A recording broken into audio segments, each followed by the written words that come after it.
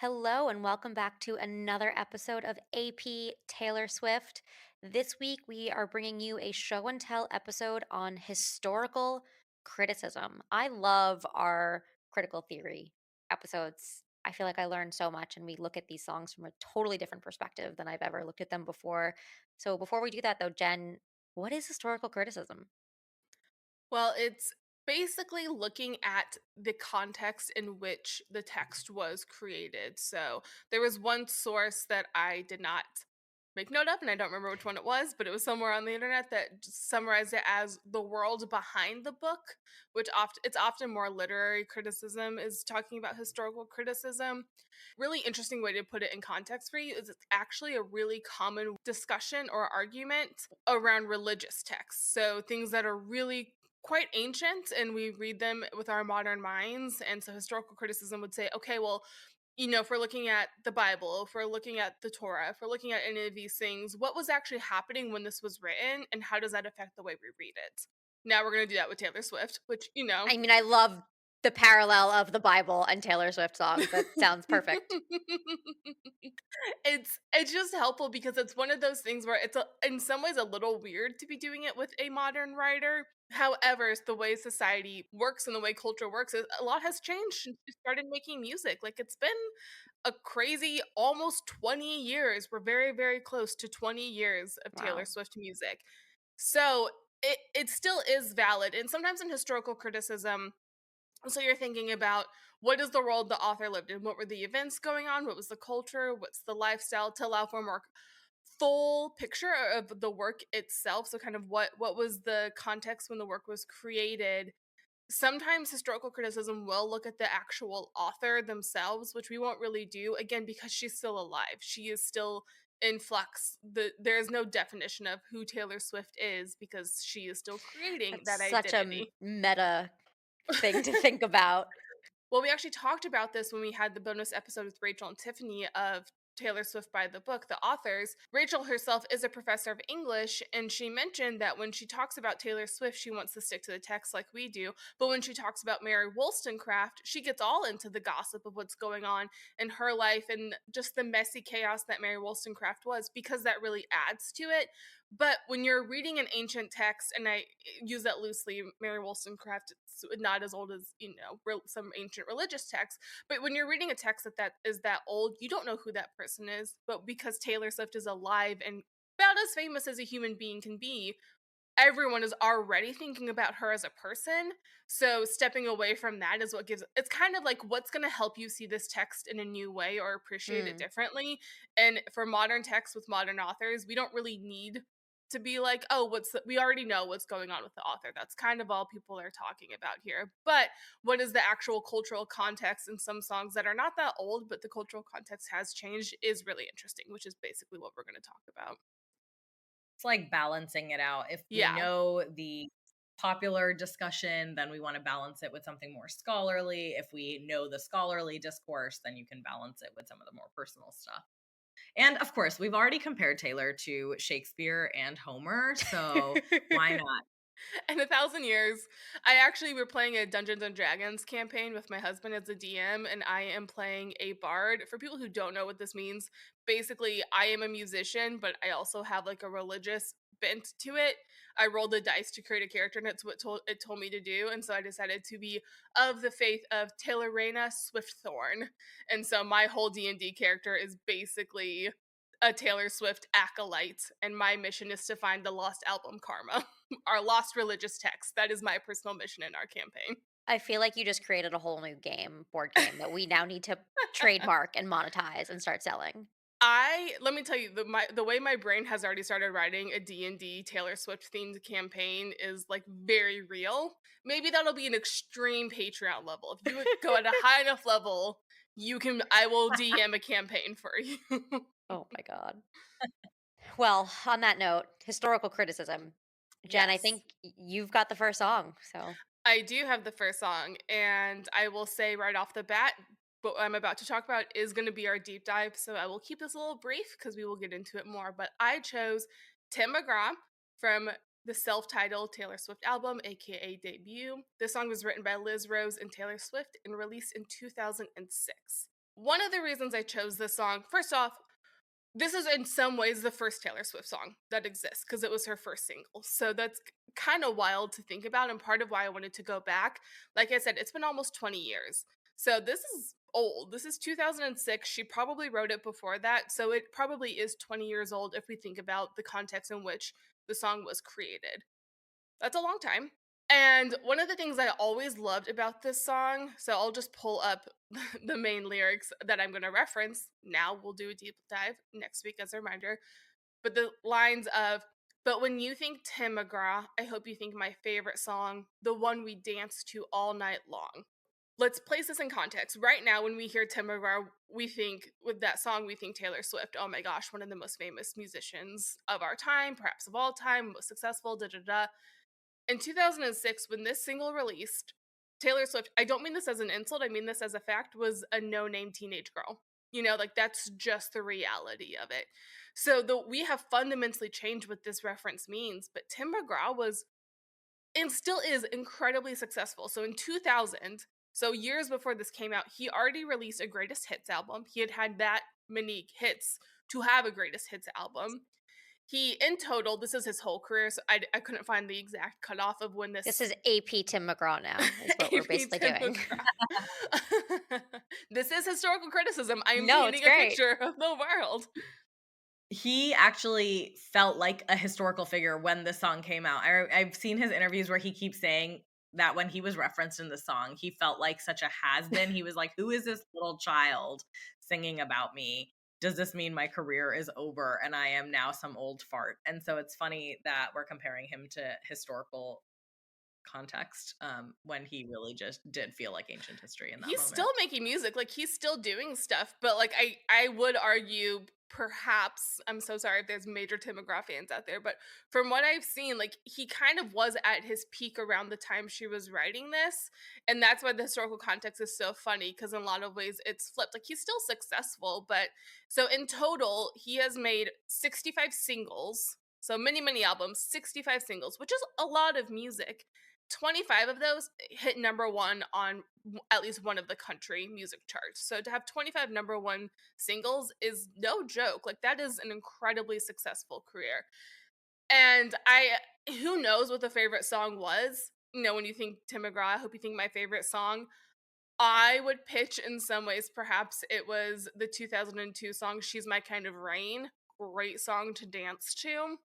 Just throwing that out there. He had a lot of really good kind of some dance songs and he had some more upbeat ones. And I have some more stuff about Tim McGraw, but what I really wanted to point out with this song is in the moment when she wrote this song to her, she was looking at him as the North Star of success in a lot of ways. I mean, like, I don't know inside of her head, but culturally speaking, this was a newcomer to a stage. She was pointing to someone who had already proven an incredibly successful career. And she was saying, when you think Tim McGraw, I want you to think about how much I loved his music. And like we talk about this, we're all marketers here, where when you're new or when you're breaking into a new market, it's pretty common. You need to establish credibility. And the way she did that right off the bat by immediately referencing one of the most successful country musicians at the time as she was breaking into country music is actually kind of insane to think about. And just the cultural context of that, again, with historical criticism, we don't think about that right now. Like now we think Tim McGraw, we think Taylor Swift, but she was doing something very, very clever even early on as a teenager with her, again, first ever Taylor Swift song that dropped was this song. Yeah, I'm actually surprised that we don't see this more often with other celebrities. What a clever way to cement your name in conversation with somebody else. I mean, of course, it had to be a good song. It wouldn't have taken off. It was just a dumb song. But if you have that confidence and you're like, this is going to be my first single, that was such a strategic move to make it something that is trendy that people are already talking about. This is kind of pre-peak social media. So at that time, those kinds of associations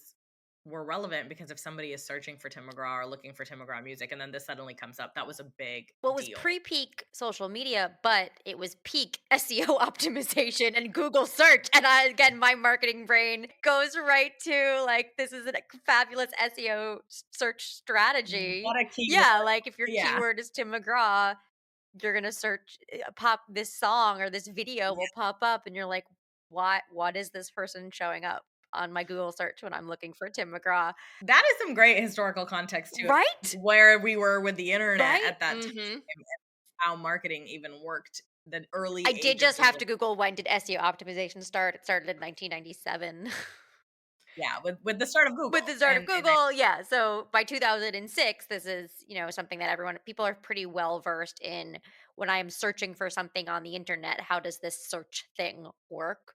And how do I make sure that I want that people will see what I want them to see when they search a specific keyword. And I love that we just turned a conversation about Tim McGraw into one about SEO optimization. Well, I was gonna say, in addition to SEO, I would say, how were people discovering music? Either it played on the radio, or we were in peak LimeWire and like YouTube Yeah, because there early days. was no, it was iPod days. I used to use Windows Media Player. Yes, I That was did a too. thing, Yep. right? And you could So, put the and thing Yahoo on and it Music. would do like the light show and time with the music kind of. Yeah, and Yahoo Music. So I think if you're thinking about all these things, just in terms of even discovering Yeah. music, if your favorite artist was Tim McGraw in the country space, iTunes. and you're searching for Tim McGraw, and then this new song comes up, it's just very clever. Well, it was two other things at the time. One, radio was like the only way, what not the only way, but it was still the Prime biggest way. way of hearing new songs, and that's when people would still call in. I mean, people might still do that now, but it was the thing to call in and request songs. And two, don't forget about the most important thing of the mid 2000s, our friend MySpace. And in looking at this, I discovered an old MySpace post that Taylor herself wrote thanking everyone for requesting, in her words, that Tim McGraw song. So she was saying that people would call and say, "Oh, can you play that Tim McGraw song?" And they were referring to her song Tim McGraw. But that's how it was getting played more and more on the That's really radio. funny. And like it was the like connection you would have with people you found on, like, you would find artists on MySpace and then you would be like kind of connected to them, like early parasocial relationships, and they were like way that was still kind of new for us. And she in the post even said, like, "Hey, I'm pretty sure the next single is going to be Teardrops on My Guitar. We're still talking about it, thinking about what that music video will be. We're not going to do it yet, though, but keep requesting that Tim McGraw song, and I'll let you know when you should start requesting Teardrops on My Guitar." Wow. Like, they were strategizing, like, with her fans of, like, how do we do this? And, like, there was, like, that back and forth, which, again, cultural context, insane to think about right To now. think about like the conversations you could have a conversation with Taylor Swift on MySpace. Wild. I think some additional historical context is that she had a country twang at this time. Early days country Taylor. Of course, debuts not out yet when we're recording this, and don't know if it'll be out by the time this episode releases, but until we see a newer version of what debut may look like, what Taylor's version could be like, the version we have is old country Yeah. Taylor. And that is just something that belongs to the history books now, right? Because that Taylor's dead. Well, and I mean, to choose Tim McGraw too, like at the time, was clear she was trying to break into country Right. music. Like, it tells us so much about what her goals were at the time. But a couple things I just also thought were interesting that I don't know if it adds a ton to the song Tim McGraw, but there were some things as I was reading through like Tim McGraw's like background where I was realizing she really, I do think, admired him in a lot of ways, because there were some notes or some things he did that I was like, "Oh, Taylor's done that too." So for this one's kind of sad, but the top country song of 2004 was a song called "Live Like You Were Dying," which he dedicated to his father who passed away. And the song is a very nostalgic, very sad song about like advice that his father gave him, and some of those really personal family things is very country music. But Tim McGraw was doing it in a really, really specific and memorable and successful way. And she actually, I don't think, did that as much until we get to some of her later more pop songs. But it's like, oh, I can see that may have touched her very Mm. deeply at that age, and something lodged in her brain. And something else that I thought was kind of cool, he in 2002 he recorded an album with his tour band, and that was not something country musicians did. Country musicians usually had a recording studio band and then a tour band, and he very specifically said, "No, I want to record with my tour band because they are so key to my success." which is more common for rock musicians. But I remember in the Eras tour over the last couple of years, it was such everyone was so in an appropriate way admiring of like she's had these relationships with her bandmates for so long through all of these things, and it was like, oh well, that's actually apparently not common for country music, but since day one she's been really like loyal to her band in a way that isn't common for country music. And here I'm looking at someone who was the name she first dropped, someone she clearly admired, who was also doing that in country music in a unique way. And I was just like, oh, there's this kind of cool to like really get into his story and be like, oh, I can see how much he inspired her, and some things that are really cool that Taylor does that overlaps like country and pop and all of this stuff. Like there was seeds of it in Tim McGraw's career itself, which is kind of cool. But we'll deep dive more of the song later. So Did we talk about the song other than the word Tim McGraw? intentionally, no, because we're gonna dedicate a whole episode to all those words. But I think that's all really helpful to help to, again, have that context for the song that I think we forget now being, to your point, like almost 20 years later. And I think that's going to be really interesting, especially whenever debut Taylor's version comes out. It'll be really interesting to go back and think about those songs within the context that they were created. Yeah, and it was the first surprise song she played on the That makes Eras tour. sense. Yeah. Cool. Well, I have the next song, and I will preface and say that our next two songs are actually from the same album, Lover, which came out in 2019, which means historically speaking, there will be a lot of commonality in what was happening around the world at that time. I will say that 2019 was probably a big year and one in recent memory for us. So there's a lot of different aspects of it, I think, that we can focus on with our two different songs. So my song that I picked first is Miss Americana and the Heartbreak Prince, track 7 on Lover, and it was written by Joel Little and Taylor Swift. I like this one because, again, there's the 2019 context and the 2018 context that maybe she was she had in mind when she was writing this, but there's also something in this title that requires a little bit more unpacking, and that's the word Americana, in my opinion. So the word Miss Americana and the Heartbreak Prince, we kind of talked about the Heartbreak Prince in, did we do this in our Marxism episode? Yeah, Yeah. Marxist theory. And about the high school classism, a little bit of what public school looks like versus royalty. We're going to examine the Miss America part of that title this time. And one thing right off the bat, this is one of those moments where I'm like, I know what this word means, but what does it really mean? And so just looking up the definition of Americana, it largely refers to a very specific time period of American history, American nostalgia, if you will, that ranges from the mid to late 20th century. So I'm quoting from Wikipedia. Americana was largely conceptualized as a nostalgia for an idealized life in small towns and cities in the United States around the turn of the century, roughly a period between 1880 and the First World War. It's in that moment that a lot of people thought the real original American ideals were being formed, the real culture and American identity was being formed, and a lot of the life that we know today and that the world sees as being truly American kind of can be traced back to that era. So, just for those of you who are maybe not super well versed in American history, if we were to go back to 1880 all the way to for the First World War,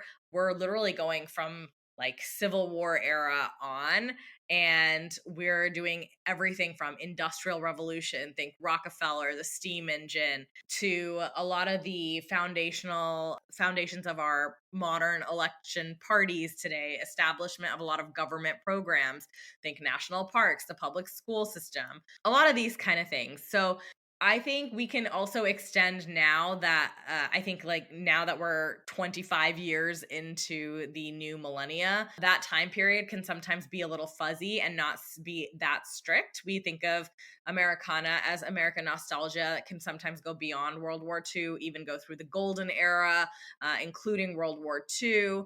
And so while the exact definition can be fuzzy, that's kind of the ballpark of what we're thinking through. So what does it mean to think of Americana? Think of real American symbols that people all around the world recognize. When you travel abroad and you see another American, what goes through your mind? For me, it's like French fries, Disney, Coca-Cola. basketball. Yeah, it's a lot of brands, which is wildly Yeah, unfortunate.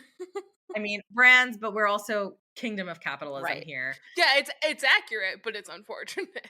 Hollywood, peak Hollywood era.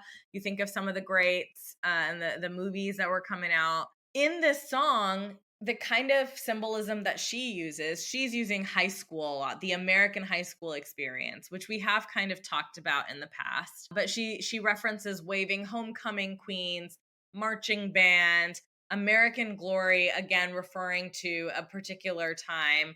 I'm going to come back with some historical context from 2019, but I'm just going through some of the more Americana images. American Glory, as I mentioned, you could think of the golden age of American patriotism. Think of all the inventions and the brands that came out of this country. She then talks about a number of things with this metaphor as the kind of underlying thread through the entire song. Then also makes a lot of connections to that particular moment in time when this song was recorded. So what the heck was going on in 2019 and the years leading up to it when she probably wrote this song a lot? In 2016, the Clinton-Trump election that happened was a pretty significant cultural point, with Hillary Clinton losing, or she won the popular vote but lost the actual election at that time. That is, I think, in my opinion, a central focus point of this song. And there's a few hints. There's a scoreboard that is referenced in the song. There's a paint the town blue kind of reference. There is a reference to voted most likely to run away with you. And so we have this kind of like subtle election related hints. But then, of course, there's the reference to American Glory, which just the irony here, because Trump ran on a campaign of Make America Great Again, and she's saying that American Glory faded before her. Until this point, Taylor was also known for having really crazy 4th of July parties, which notoriously did stop. Was it because her reputation took a deep dive, or was it because she no longer felt that patriotism in that moment? Like, who the heck really knows? Who the heck cares? But a point to be noted of just Americanisms fading as referenced in the song. Whenever I try to think or whenever I try to describe the insane change that happened in the world, one way that really helps me put into context is to think about Laura Ingalls Wilder. So she was born in 1867. So if you think about Little House on the Prairie, we're taking a wagon, we're going out west, we're settling. She died at age 90, almost to the day, which is wild, in 1957. So she took wagons out west, and before she died, she could have ridden in a commercial airplane Wow. in her lifetime, which is absolutely bonkers to think about. But so as you were talking about, like, yeah, this is what was happening that period. I like if I narrow it down to her and her life, it like really clarifies it for me of like that was a wild time. I love that. Yeah. And actually, I would say that it actually continues even beyond that, Yeah. because I'm actually currently I'm reading a book called Hope in the Dark, which is an old book. It came out around the Bush administration, although it's been revised with a new foreword. It's by Rebecca Solnit, and it is a book recommendation that's been going around just people who are feeling generally hopeless about the world. So that's where I'm at. But she, in this book, the author was actually born in the 60s, and she also talks about the time period and change for people Mhm. who were born in the 60s and what was happening in that time and where we're at today. So very similar transformation in terms of how the world works even in that time. Maybe not in terms of transportation, but even if you think about in terms of technology in Right. general, where we're at with the internet today and where we were in the 60s is like crazy. So yeah, Yeah, absolutely. we were talking about SEO in the last song and like, oh, it's popular. And now the conversation is SEO dead? And Right. it was a good 25 years SEO. Like that's the full life cycle. Go figure out the Instagram algorithm instead. That's the new thing. Well, something I think Right. that's interesting too, though, is the concept of education has drastically changed in that time. But the idea of like being young, I mean, again, I'm going to go back to Laura Ingalls Wilder just because I said it. Now I'm thinking about it. But a key part of those books is like her kind of having a crush on a guy and some of like the friends and the enemies as she's going to like the tiny one room schoolhouse in her little settlement town in the West. To use high school as a metaphor is actually really cool because it's not 100% timeless, but it's very close to timeless. Of that, the coming of age type of feeling is pretty universal. When that happens, what it looks like is different, but most people can come to the song and be like, okay, yeah, I get this. The whispers in the hallway, like things, I have enemies, we're losing this game. The context of this was massive change, a lot of turmoil, and she honed right in on a metaphor that's like, no matter where you're from, you can pick up on Mhm. parts of it and be like, I get what's happening here. It's also depicted very frequently in media. And so knowing that she has a global audience and she's talking about Miss Americana, I think people are very familiar with the American high school experience because of its portrayal Right. in so many TV shows and movies over time as well. Everything from So, Grease to Barbie yeah, portrayed yes. American high school experiences. Mean Yeah, Girls. exactly. How did we not say Mean And, The Girls? and I, scale of American media is Grease to Barbie. Pretty much. Well, I use that because, No, I you're mean, right. It's just funny to Grease me. wasn't made in the 50s, but it's supposed to depict 1950s Americana high school, and so that's what I think of, and then when I think of a more recent high school, how is high school portrayed more recently? That's seen in Barbie. Although she might have been in middle school, but same time. yeah, Mean Girls is definitely, yeah, I think Barbie is the most recent actually. So that's a really interesting example because even Mean Girls now is like almost 20 Right, I years don't wanna old. think about that. It is interesting, and I know people in other countries sometimes even ask, they're like, "Is high school really like that in the US?" And the answer is yes. Yes, it is. It's actually quite spot on. It is a really solid metaphor. One thing that I thought was interesting is that she has this line, "No cameras catch my muffled cries." And I love this line because I think in one sense it could be interpreted as, imagine a high school without cameras. That was a thing at one point. Although these days kids are kind of just as immersed in the social culture, if not more. They're growing up with phones and cameras and photos, and anything that you do anywhere can be documented and captured. For us, I know that, for example, like we didn't really start having photos and documentation on social media in a public way until I was basically an adult. And now you have kids who have their entire Right. lives captured, whether through them themselves or through their parents, even. And so, this idea that there's nostalgia of a time maybe when those cameras did not exist, or another way of looking at this could also be there are cameras, there's so many cameras, whether it's social media or paparazzi, but they don't capture the reality. They're capturing a fake version. They're capturing something else. They don't capture the muffled cries, which I think is also really apt for the time that we're in 2019.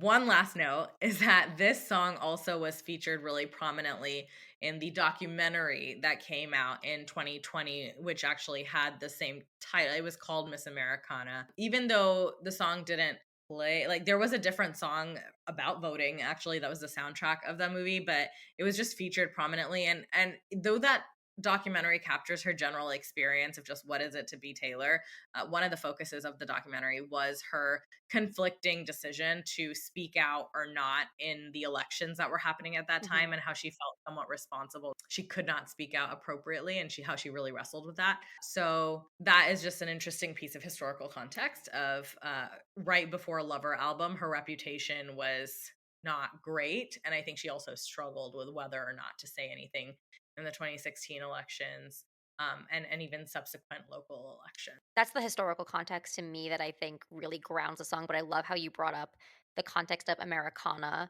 I thought that that did a really good job of painting the picture of that idealism that she's trying to showcase in this song, but then the reality is more about what was happening in 2017, 2018, 2019, which was that that glory has faded and she feels bullied and trapped, and that, these American stories are burning before me, and that she doesn't really have the ability to speak out, or even if she when she did speak out, is that enough to really make change and to make people think differently? And I'll go into a little bit more in my song. Could her speaking out actually cause more harm than do Right. good? But yeah, I know because both of us have Lover, I also feel like that No, context is it relevant. sets us up very nicely. Transition you in. So I chose You Need to Calm Down, which was also from Lover 2019, written by Taylor Swift and Joel Little. And this was track 14. And I think it's really funny. We should talk at some point about why we both chose Lover, or what does it say about Lover or this time, is it the time in history? Is it the album itself that we both wanted to do this album, which we can do afterwards. But I do I enjoy that I started off like, "Oh, Tim McGraw was a fun musician she admired," and then right, YouTube pivots like, "So politics. society's burning." Yeah, I'm gonna let me take you back to when Lover was written. It was written between 2017 and 2019. So from a Taylor historical perspective, this is the post Reputation era where her reputation took a hit and she did this massive album about how her reputation tanked and it did really well. But also during this time, this is right, the rise of political activism during the post Trump election. And I hate that I have to qualify that as the first Trump term. During this time, you also had, I mean, Twitter had been around since like 2008, 2009, but this is kind of peak Twitter social media time, in part because Trump used it a lot as part of his communication strategy, or not strategy, because it wasn't a strategy. In addition to Twitter being a prime channel for politics, it was also just a prime time for just social media commentary in general. And in particular, commentary by strangers or just by people on celebrities. And just, I don't know if this I would call 2017 peak celebrity culture. I think the 2010s to 2021, or you could probably argue that even now with Dumois and whatnot, is still peak celebrity. Maybe we're always in peak celebrity culture. I will say that as somebody who worked in advertising at a social media platform, we always refer to 2017 as like peak advertising Right. platform Something like era too. online, like just constantly online. Everything was online. In particular, commentary on celebrities and people you don't know. And so this whole idea of like this online disinhibition effect, this lack of restraint in saying things online that you would never actually say to someone's face, where we just felt the anonymity of being online and constantly being online, that people would just say whatever. And this also plays a role in cyberbullying. And this is what kind of starts this whole song. You are somebody that I don't know, but you're taking shots at me like it's Patron. This whole song starts out with this idea of basically cyberbullying. How do we know it's cyberbullying? Say it in the street, that's a knockout, but you say it in a tweet, that's a cop out. So literally, she is name dropping Twitter in a song. And this is, I think, why I wanted to do this song, because that to me immediately brings in to historical context, because she's not even called Twitter and tweets anymore, which is wild. Here's a piece of history. It's the first time she does it out of 2 times because she does it in Folklore In the again for lakes, the yes. lakes. But yeah, I mean, to your point about this, I know you have more to say about social media, What but she just as say? a reminder, we just said MySpace in Yes. 2006 Look how things have was evolved. and the beginning of some of those parasocial things, and that was Taylor building relationships to help get support for her album. So fast forward 13-ish, less than 13-ish years later, and it's like, hey, we're done. We're Nope, done. never Yeah. mind. This is a Now bad it's idea. tweets. Now it's Twitter's. Too bad she never sang about Tumblr, because she was a real big Tumblr girl. And I feel like that maybe would have saved that platform if she actually had put Tumblr in a lyric. She was a Tumblr girly for She was sure. such a Tumblr girl. So was I. I loved it. I mean, I respect it so much. The other context here, and again, I think the context of what's happening in the world, historical context, but also the Taylor Swift world. I talked about reputation. Rep era started with cyberbullying, with people putting snakes on her Instagram and tweet, and that's how they were kind of flooding and bullying her posts. And we have, and snakes and stones never broke my bones. So she's putting herself in the context of this song with the snakes right there, which I thought was also very interesting, how she's weaving together. Again, we talk a lot in this podcast about death of the author, and you don't need to have the context of the author here, but it's fun to see where it's very clear and where this is not speculation. I think as a fandom, we do a lot of speculation and Easter eggs and like, oh, this means it's about this. Who knows? But there are times like snakes and stones never broke my bones where we can very clearly say this is Taylor being self-referential and putting herself in the song. One thing that I also love about that line is that snakes and ladders is a real game. I think when I see snakes I know she's playing, it's a word, I know it's a play on words of sticks Right. and stones, but also I think there's another play on words of snakes and ladders maybe, and ladders is what takes you up Oh, and the snakes interesting. bring you down. And I know that's not the context in which the snakes came about. She had the Isn't emoji it and the shoots and ladders? okay, maybe this is a cultural thing. I'll double check this actually, because in India it's definitely snakes and Oh, I ladders, and like. the board has Oh, snakes, and you would like get eaten by a snake and go down. I think both exist. wow, that's so cool. Yeah. I was like, maybe those were British, Indian. I don't know. I'll double I check. love that. Both of those things are cultural context of shoots and Right. ladders, snakes and ladders, or the sticks and stones may break my bones, All but words will cultural never hurt context. me. Yes. Like, Yeah, if someone is listening to the song or looking at it 50 years from now, there's a chance they have no idea Right. what that saying is, and so then this feels like a really weird line that the cultural context helps with. It's kind of like how little kids sing Ring Around the Rosie, and wasn't that about the the plague? Black The plague, yeah. Plague. Yep. Right? Like, if Absolutely. you can sing that as a little playground game in 2024, but it doesn't mean the same thing it did when they actually say that when it was about the Black Plague. Well, if you're ready for more historical context, I'm happy to provide some more. So Yeah. 2017, I like was literally Googling like what happened in 2017, what happened in 2018, and it is amazing how much we've forgotten. But in terms of LGBTQ plus rights, according to I think it was NBC News, it was a mixed bag. The year 2017 was a mixed bag for LGBTQ plus rights, because you had a mix of support, like legalization of gay marriage in many countries, Germany, including Germany, Austria, and Australia. Moonlight won Best Picture as the first LGBTQ film to win the Academy Award for Best Picture. You also had films like Battle of the Sexes, about Billie Jean King, Call Me by Your Name, a reboot of Will and Grace. So there was a lot of positive representation and positive movement forward for the community, but there were also, the attempted rollbacks in transgender rights and just a huge rise in anti transgender bias and violence. Bringing together my first point about Twitter and this point about LGBTQ rights, a quote here in a series of unexpected early morning tweets in July 2017, President Trump attempted to reverse U.S. policy by announcing the military would, quote, not accept or allow transgender people to serve, quote, in any capacity. So bringing together just that kind of perfectly encapsulates the time period in which this song was written. You also had an increase in hate crimes against the LGBTQ community in 2016 compared to the previous year, The previous year is when gay marriage was legalized in 2015. 2015. So Yeah, that's but important. by the Supreme Court. It Right. was legal in some US, in states, the but it US. was the Right. Supreme Court made it legalized in the whole country. Right. Yeah. So I think the fact that that groundbreaking decision And happened, then well, very it wasn't quick groundbreaking, but finally important happened. milestone, yeah, decision. And then within the next year, of course, 2016 also was the election year, and Trump was running on this platform. And all of a sudden, we see a rise in hate crimes, and then we get to Right. 2017. So yeah, it is kind of A connected. lot of hate, a lot of anger, and then in the song, you have "Why are you mad when you should be glad?" spelled GLAAD, because that stands for the organization Gay and Lesbian Alliance Against Defamation. She is calling out the anti-LGBTQ plus hate and bias. She even says, "You just need to take several seats and then try to restore the peace and control the urges to scream about all the people you hate because shade never made anybody less gay." So, really, in this song, she's tackling different forms of hate, whether it's online cyberbullying, anti LGBTQ hate.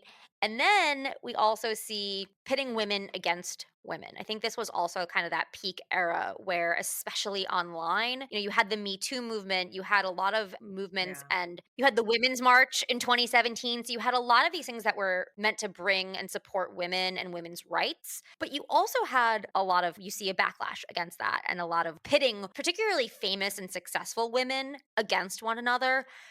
And so the bridge, because we love it when it's the bridge, and we see you over there on the internet comparing all the girls who are killing it, but we figured you out. We all know now. We all got crowns. You need to calm down. So, really, this whole song is calling out all of the bullshit that's happening in the world, a lot of it political and a lot of it online, and saying, just back off. I think the reference to crowns is also referring to drag Yep. queens, for example, Mhm. and especially the women against women pitting. A big conversation was around trans rights and all women are women, or Yes. what is a woman, that discussion, and trying to be more inclusive of trans people. And so, And this all comes together beautifully in the music video because they do have a music video for this song. Taylor had drag queens dress up as famous women. She also had the guys from Queer Eye in the music video.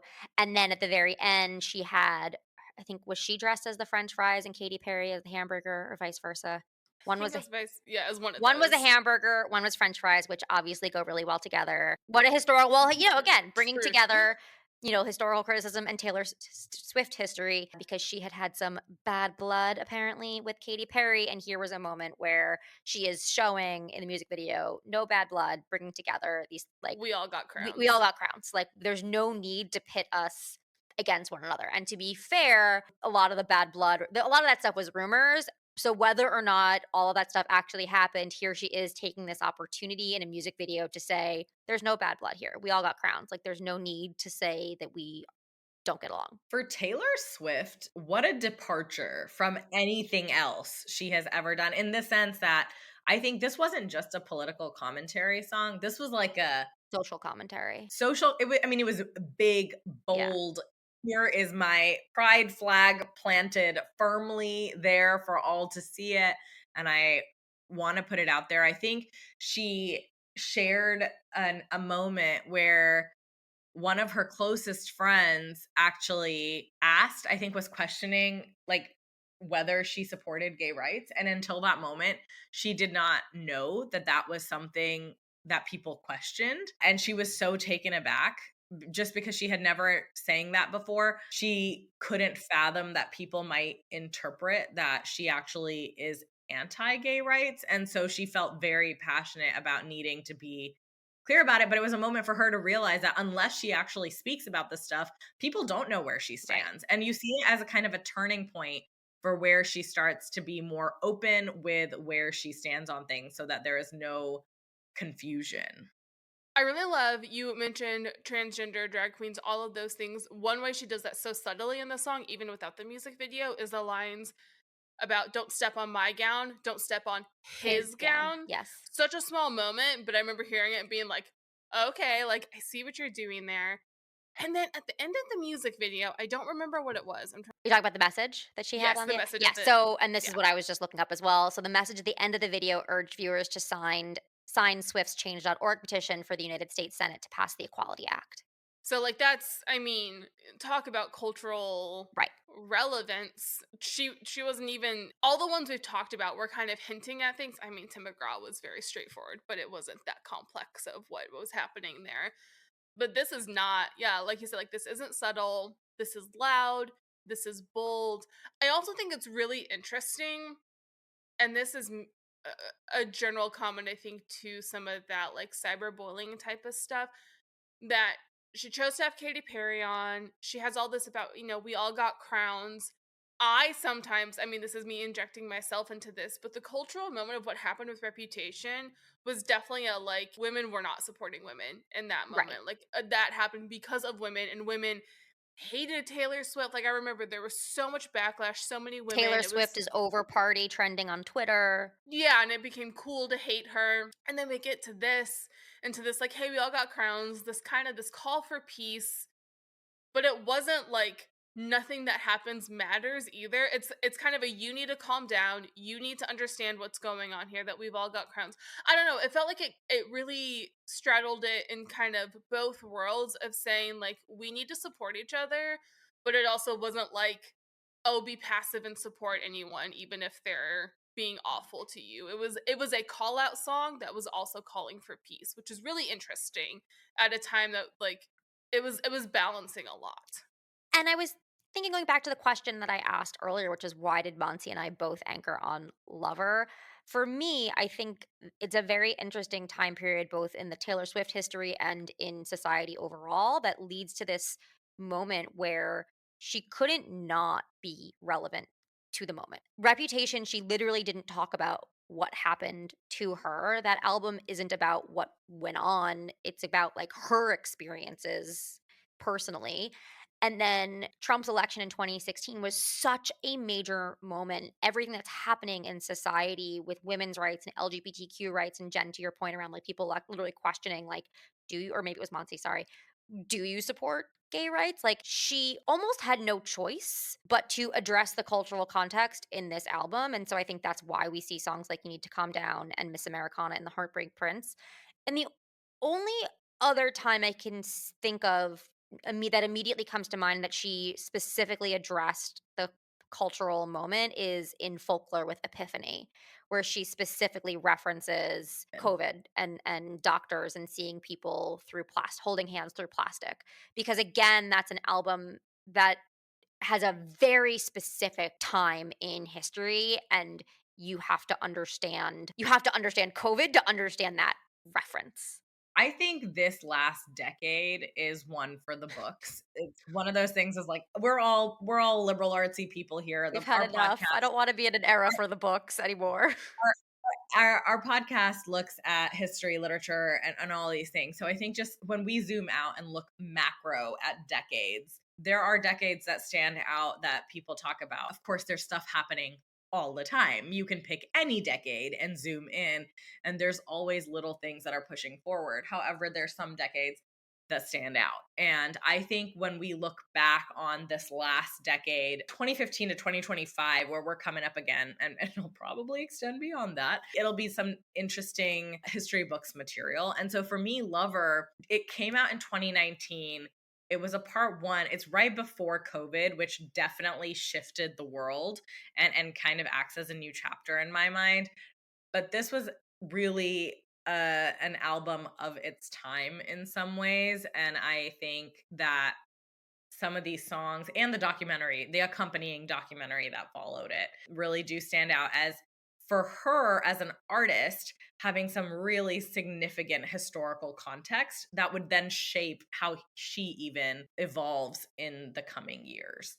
It was kind of a really momentous turning point. We talk about 1989 as her big shift from country to pop, but if that was really momentous from a musical transformation perspective, I would say Lover was very transformational in just her finding her voice and getting a little more emboldened to be with the times, accepting her place on the pedestal as the idol that she is and as the influential person that she is, and really kind of owning that in a more confident way. And probably not a coincidence that it's the first album that she owns outright. So she's less inhibited by a record label and can actually say what she wants on the album, Yeah. potentially. See, I just absolutely apparently did not want to go the political route because my honorable mention was going to be Willow to talk about come back stronger than a 90s trend. So that's just where my brain was for this episode. I didn't have a second one, but if I had to pick one, maybe it would be August because Meet Me Behind the Mall. Oh, yeah. All right. Well, join us next week as we deep dive the first ever Taylor Swift song that the world heard, Tim McGraw. We'll see you then.